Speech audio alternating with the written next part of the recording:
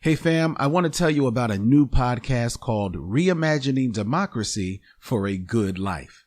We know about people threatening democracy, don't we? But there are also people coming together across racial lines to seize this moment and stretch democracy to serve all of us. Join longtime equity advocate Angela Glover Blackwell for Reimagining Democracy for a Good Life, a podcast that asks, how do we build a radically inclusive, thriving, multiracial democracy? And looks at what one city, Los Angeles, is doing to try to make it a reality. Reimagining Democracy for a Good Life is available now wherever you get your podcasts. At one time, Black folks stuck to drinking Pepsi and would almost always choose it over Coca-Cola. Why? It's not because of the taste. This is 2-Minute Black History. What you didn't learn in school.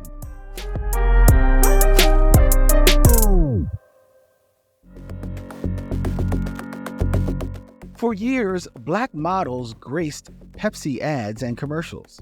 The company may have seemed progressive, but it was a capitalist front to win over soda lovers, and they used a Negro marketing department to do it.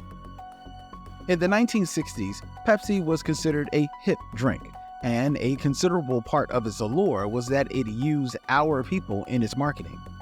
But this wasn't some diversity or inclusion campaign. It was a response to Coca-Cola, the soda made for whites.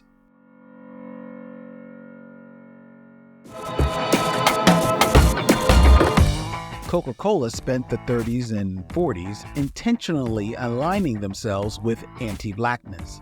In response, Pepsi used us as a marketing ploy to compete. Sales reps traveled to the Jim Crow South, working grueling 7-day schedules and being underpaid to sell Pepsi in our communities. Duke Ellington was even a company spokesperson. There's a long history of brands performing allyship by exploiting the natural cool we exude to sell their products. While sometimes profitable for our people, we must remember that capitalism doesn't love any of us. It's anti-Black at the core. These days, plenty of Black-owned beverage brands deserve our coins much more. Because corporations need us, it is always worth considering a company's history and track record before supporting them. In order to move towards the future, you've got to look to the past. This has been 2-Minute Black History, a podcast by Push Black. If you enjoyed this episode and want to show your support, please rate and subscribe to our podcast.